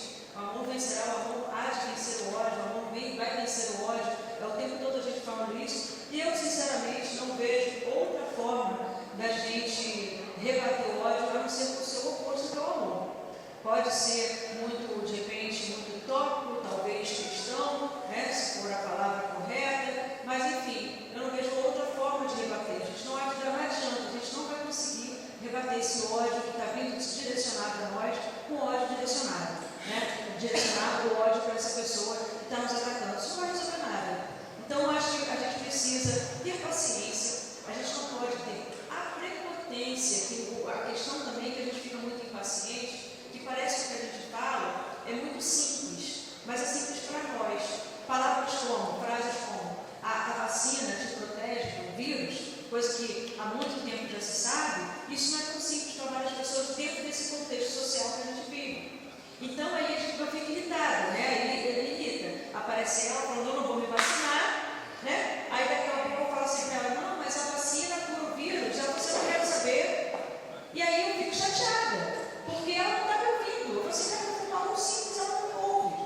Eu tenho chego com a intenção de mudar a opinião dela, né? De mudar o pensamento dela com a minha frase.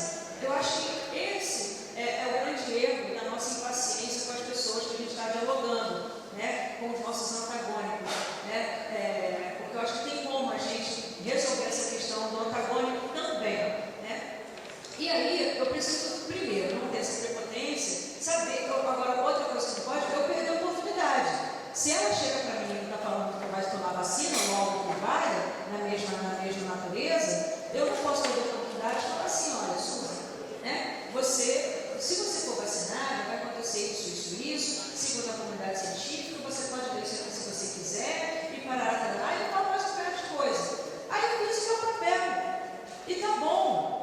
fiz o meu papel, coloquei lá. Aí daqui a pouco ela se encontra com o Michel. Aí o Michel também não pode perder a oportunidade de falar com ela tudo que ele tem que falar do jeitinho dele, com muita amor, com muita paciência. E se ele vier falando, eu sou burra, sou idiota, não adianta, não vai ouvir mais nada. Isso é o básico de uma psicologia, né? Quando a gente está, você não vai, quando você usa a autoridade, é muito difícil você enfiar o dedo na cara de alguém chamando de burro, você não consegue ouvir em seguida o que você quer dizer. Então, é isso, a gente fazer o nosso trabalho de formiguinha aos poucos, né? Plantar uma sementinha e pronto. Sabe, você fez o seu papel e todo mundo não perdeu a oportunidade de fazer o papel. Eu vou citar aqui uma história rapidamente da Ellen Keller, não sei se vocês já ouviram falar. Ellen Keller, olha como é que ela é citada, acabei de ver no Wikipedia antes de falar, eu falei assim, como é que ela é citada? Ela é citada como escritora, ela é uma escritora famosa. Ellen Keller, ouviu falar? Ellen Keller, ela nasceu no final do século XIX. Ela nasceu muda, ela nasceu surda, ela nasceu cega. Aí ela está aqui no Wikipedia hoje como escritora. Ela nasceu muda, surda e cega. A pergunta é: como você vai interagir com uma pessoa que não vê, que não ouve e que não fala? E aí contrataram uma babá, entre aspas, uma babá que ficou cuidando dela, porque ela era um bicho. Você encostava, ela gritava, ela mordia, ela se assustava.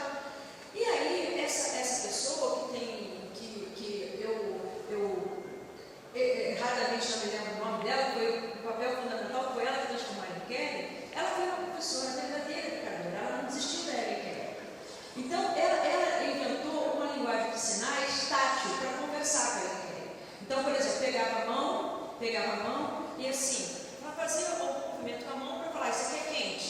Aí fazia outro movimento com a mão, ó, isso aqui é carinho. Aí fazia outro movimento com a mão, falando, isso aqui dói. Só que a Ellen Keller não entendia, que ela só via uma pessoa cutucando a mão. Aí ela puxava, rosnava, não sei o que, sempre foi assim. E aí, durante anos, essa babá professora insistiu nessa linguagem de sinais, cutucando a mão da Ellen Keller. Aí quando a Ellen Keller já estava, acho que com uns 8 anos, alguma coisa assim, ela pegou, né, essa babá pegou a Ellen Keller e levou para uma água que ela ia tirar água, era aquele negócio que dava na boca e colocava a mão na água, queria explicar o que era água. Aí pegou a mão da Ellen Keller, mostrou o sinal da água e colocou a mão da Ellen Keller na água. A Ellen Keller puxou. Aí ela fez de novo, isso aqui ó, é água, colocou água. Aí teve um momento, e esse momento está narrado em filmes, em livros, que é um momento lindíssimo. Quando a Ellen Keller entende que durante todo o tempo a babá que estava com ela estava tentando se comunicar. E a partir do momento que ela entende também tudo que foi feito antes. Ela entende a posteriori, tudo que ela não tinha entendido, ela entendeu depois. E esse momento, Ellen Keller, todo mundo tem, qualquer ser humano tem. E a gente não pode se esquecer, né, do papel dessa babá. Eu cutuco um pouco, ele cutuca um pouco, alguém cutuca um pouco. A pessoa, dependendo da quantidade de cutucadas que cada pessoa tem comigo, vai ter um momento de virada-chave. Todo ser humano tem. E eu vou acreditar piamente nisso. Eu acredito piamente nisso porque eu sou professora. Eu não posso acreditar que não existe um ser humano que eu não consiga atingir com a educação. Eu não posso imaginar que tem que ter ser humano burro e não vai entender nada. Eu, como professora, preciso acreditar no poder da palavra do diálogo, da didática, da paciência, do amor. Não se faz pedagogia com ódio. Só se trabalha com educação, com pedagogia, com amor. Então a gente vai conseguir reverter o nazismo, né, esse governo fascista, a gente vai conseguir reverter nas urnas, primeiramente, e com amor, durante todo o processo, durante os próximos anos, porque não tem outra maneira de a gente reverter isso. E isso, essa palavra amor, eu estou vendo muito no meu campo aqui, com os companheiros e as companheiras que eu tenho andado na rua, candidatos e candidatas, tomando como primeiro o Lula, a palavra amor tem saído da nossa boca o tempo todo. Eu acho que assim a gente vai caminhar e assim espero que a gente vença de fato esse ódio. É isso. Obrigada, Érica. Com amor. Então, é engraçado que eu tive esse debate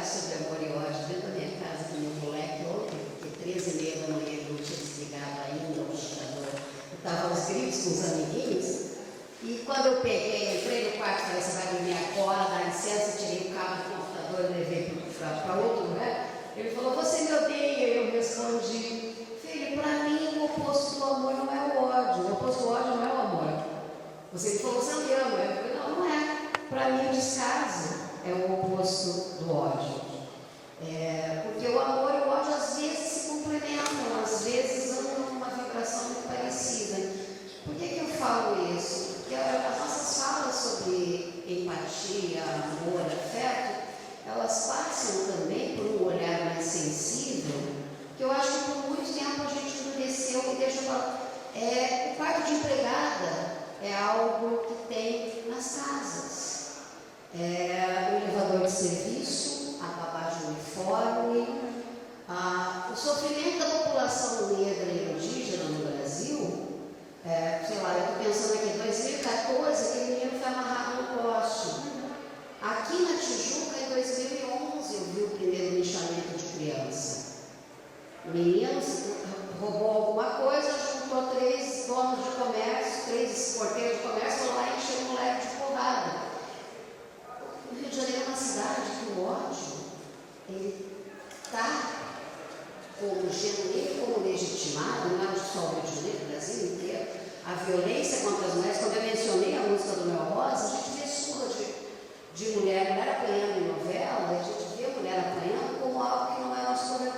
E mais ainda, quando a gente acessa a religião, eu acho muito importante a gente perceber e entender que não é à toa que as igrejas, não só as evangélicas, muito bem apontadas, a gente tem que lembrar, por exemplo, que gosta de televisão e de rádio, nós temos cerca de 30 redes religiosas, 13 delas são católicas, de Canção Nova, e com pautas explicitamente bolsonaristas ou até explicitamente comprometidas com políticos locais, específicos, etc.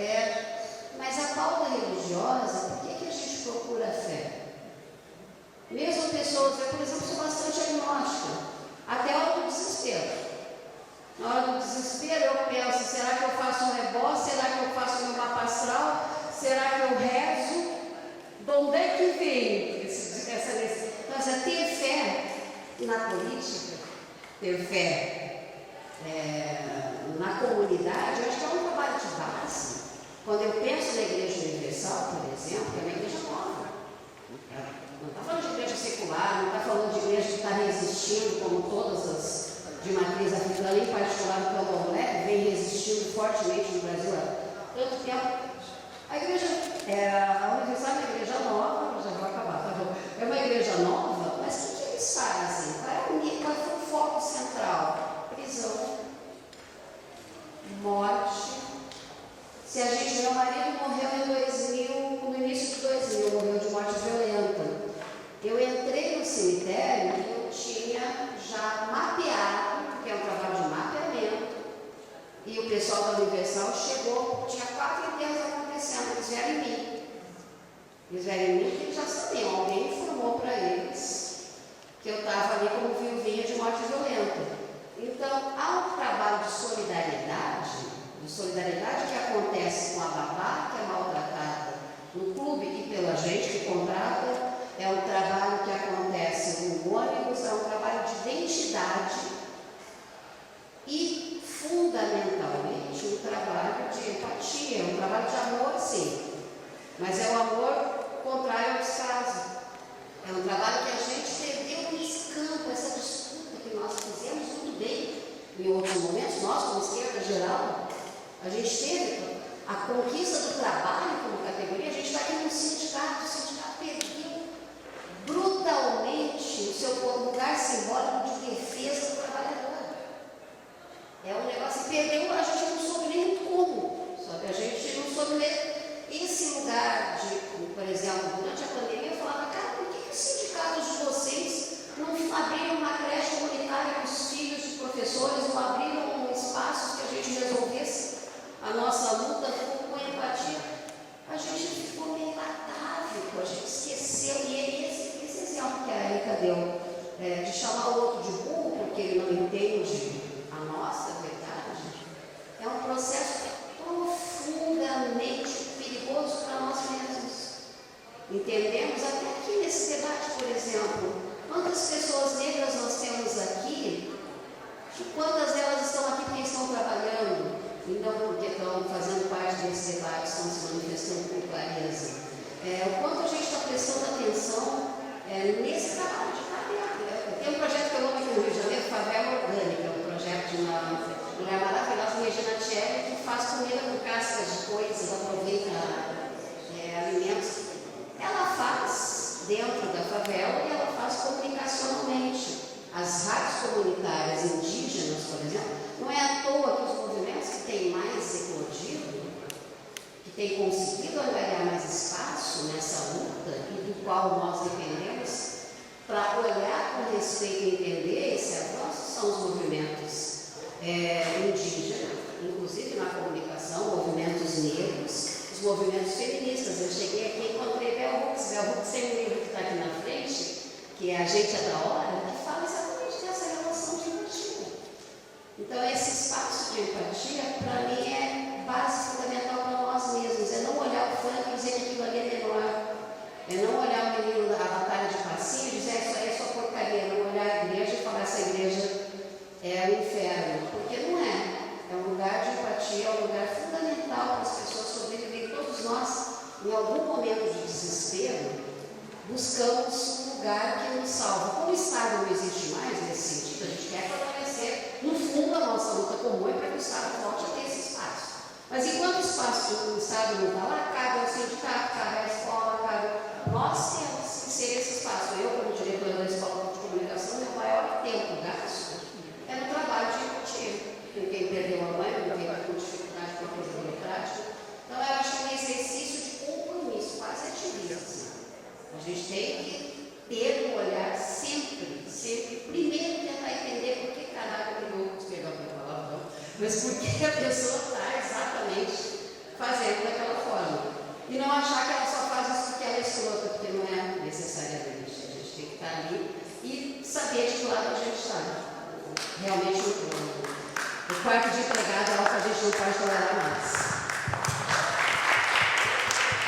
Estamos terminando aqui com boas palavras, né? Diálogo, amor, empatia.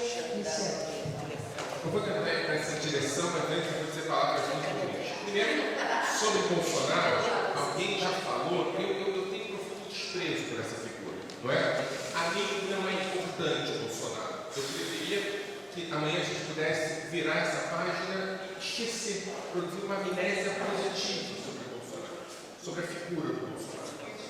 Por que eu acho que também, em termos pedagógicos, é importante esquecer o Bolsonaro? O Bolsonaro é importante para entender o bolsonarismo. Né? A gente tem uma construção que possibilitou que essa figura profundamente desprezível, profundamente pouco importante, profundamente estúpida, porque Bolsonaro é estúpido, chegasse ao poder. Né? Eu acho que é importante entender o que vem por trás disso. E aí, nesse sentido, eu acho que o cara que vai ter a positiva é importante perceber o Bolsonaro a partir da ausência e não da presença. Né? Eu acho que já foi dito aqui muito o elemento dos sentimentos morais, o elemento de uma política de sentimento fundamental. Não é? Quem virou bolsonarista não é o negacionista que produz negacionismo, é o negacionista que se afeta pelo negacionismo. O negacionista que produz negacionismo como agenda política, Bolsonaro disse em 2018 que a escravidão não havia existido no Brasil. Que eleito. Né? Com o Bolsonaro eu não tenho papo. Gostaria que Bolsonaro terminasse como alguns outros ao qual Bolsonaro falaram, terminaram. Eu fico imaginando Mussolini e sua senhora. É isso que eu quero do Bolsonaro. Mas aquela pessoa que é afetada por Bolsonaro, eu preciso abraçar, eu preciso estar com ela, eu preciso dizer que Bolsonaro deseja a morte dela quando ela não se vacina. Eu preciso ser solidário a ela. Não nesse sentido, eu queria dizer o seguinte, eu acho que o nosso grande, foi falado muito aqui sobre religião. A esquerda, eu considero uma pessoa muito esquerda, talvez seja uma identidade com a qual nunca tive crise, em todas as identidades, mas a esquerda nunca tive, me parece profundamente equivocado o afastamento que nós temos da dimensão religiosa. E da dimensão religiosa no sentido mais atávico, né? No sentido de frequentar junto, de estar junto, de não desprezar, de perceber a importância que a dimensão metafísica tem para a conquista do homem e da mulher, da sua segurança, da sua percepção de eternidade. Eu acho profundamente importante que a esquerda entenda que isso é parte do jogo e não o jogo deles. Isso é nosso jogo. A esquerda já entendeu isso, né? A teologia da libertação foi fundamental na construção dessa relação que você falou, do apoio aos outros. Nós precisamos voltar às igrejas, voltar aos centros kardecistas, que o Rio de Janeiro tem um fenômeno importantíssimo em termos mundiais, né? O tamanho da proporção de pessoas kardecistas nessa cidade é impressionante. Não há outro lugar do mundo que tem o kardecismo. O kardecismo foi conquistado, foi colonizado pelo bolsonarismo. Talvez seja essa a ilusão de ótica que você tem quando você fala tudo do bolsonarista. Porque isso aconteceu no kardecismo, efetivamente. Isso aconteceu no judaísmo, isso aconteceu nas igrejas evangélicas. É preciso recuperar. Essas pessoas não são Bolsonaro. Essas pessoas são nossos tios, nossas avós, nossos parentes, são nossos amigos. É preciso conquistar e abraçando. Né? Eu tenho dúvidas se a gente está falando de amor. Eu acho que a gente está falando de sentimentos morais. A gente está falando de solidariedade, de compaixão. A gente está falando de percepção do outro. E nesse sentido, me deixa falar do Lula no final. Eu tenho orgulho que essa geração, nós somos parte dessa geração histórica, ter vivido na quadra histórica onde nós tivemos Lula como um fenômeno relevante. Né? Vocês têm noção disso? Quer dizer, a gente fala sobre Jesus, a gente não está. A gente fala sobre Lula, a gente está vendo o cara da Globo. Né? A gente está vendo, chega na noite, cara delícia. Quer dizer, a gente percebe a existência do Lula como elemento relevante. Isso é para a gente ter orgulho. E aí, Lula trabalha com 3 elementos fundamentais: compaixão, percepção do outro e a dimensão religiosa. Lula lança sua candidatura se colocando como alguém que usa o discurso franciscano. Eu estou longe de ser católico, muito longe. Em contrapartida a Torquemada. Lula fala sobre compaixão do cristianismo, Bolsonaro fala sobre a Inquisição. É a partir desse discurso que ele lança a candidatura. Mais ainda, Lula olha para a câmera, você entende disso muito melhor do que eu, e diz: olha, eu não gosto da palavra governar, eu gosto da palavra cuidar. O que teve de amigo meu de esquerda lá, que palhaçada, não entendeu nada. O cara quer cuidar de mim, né? Depois de uma pandemia, isso é espetacular. E o terceiro elemento, Lula finalmente disse que Bolsonaro é fascista. E olha, é difícil tratar alguém como fascista. É difícil liberar a ideia de que o outro é nazista. Hitler não foi eleito por nazistas. Foi eleito por pessoas que estavam com sentimentos morais desesperados, com medo. Essas pessoas não viraram nazistas. Essas pessoas votaram no Hitler, votaram no Bolsonaro. Eu vivi em lugares onde o ódio produzia a morte no cotidiano. Eu vivi nos dias seguintes do final dos conflitos. Eu tenho que dizer para vocês que é impressionante como a compaixão, o amor e a solidariedade se regeneram. Aparecem como se nunca tivessem sumido. Os vizinhos que se matavam anteontem estão conversando. Gente, confiem no que eu estou dizendo. Isso acontece no dia seguinte ao final da tragédia. Isso acontece. Vocês vão voltar a falar com suas famílias. Vocês vão voltar a entender que o seu tio morria de medo do comunismo. Isso vai acontecer. Isso vai regenerar. E nesse sentido é preciso tomar muito cuidado. Ciro Gomes é equivocado. Tebet está usando a sua carreira política para poder amanhã ser candidato de novo. Mas eles não são nazistas e muito menos quem os apoia. São equivocados. Quando caiu a ficha para mim, eu já vou terminar aqui, de que a gente estava diante de um fenômeno que é o nazismo. O meu nome é dado, o meu nome, Michel, é dado em homenagem a alguém que morreu em Auschwitz. Vocês têm noção do que é para mim entender que meu vizinho vai votar no cara que é nazista? Mais do que isso. Que meu tio, que também é parente do cara que morreu em Auschwitz, muito bacana. Essa ficha, quando caiu, que está lidando com alguém que fala sobre o Holocausto, e o judeu que estudou comigo na escola vai votar no mesmo cara que nega o Holocausto, isso é barra pesada.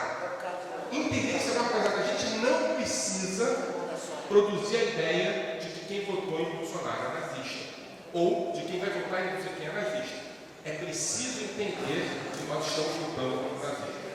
E para lutar contra o nazismo, é preciso lutar contra a indiferença, e não necessariamente contra os nazistas. Muito bem, obrigado e avanço.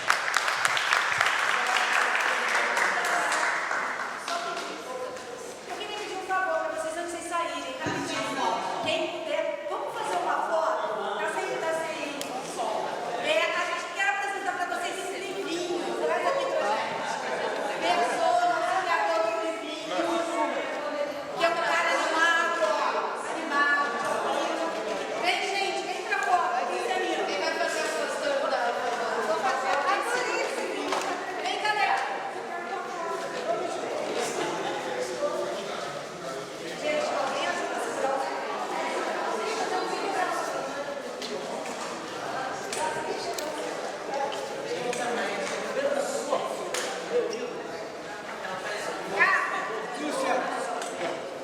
Vamos, gente. Adriana, vocês não vêm não? Vocês estão fora. Vocês estão lá. Junta lá, gente. Sobe ali, ó. Sobe ali no palco ali. Junta mais ali. Tem espaço. Tá todo mundo aí? Tá dando, Bruno? Todo mundo? Tá.